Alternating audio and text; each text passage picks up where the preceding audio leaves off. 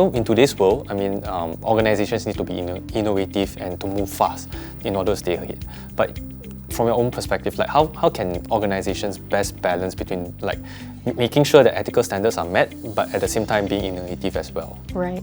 I think first starting off that it doesn't have to be a trade-off. You know, it doesn't have to be the case that either you have strong ethical standards or you have innovation. You can incorporate both, and it's being creative in order to figure out how do I make sure that I'm able to integrate these two concepts.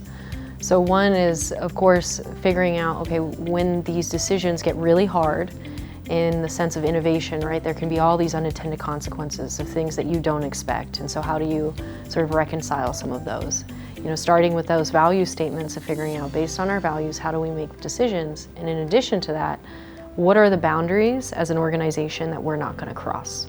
I think also having good advisory networks who are maybe outside of the organization for especially very difficult problems that require a certain level of expertise in an area that may not be in the scope of what the organization does. Because innovation is typically you're doing something new, you're going into a territory that you have some insight into, but maybe not all the details of. And hiring that outside counsel, having steering committees, advisory boards, and whether that's you build it internally in the organization or have some external vetting can be very, very helpful.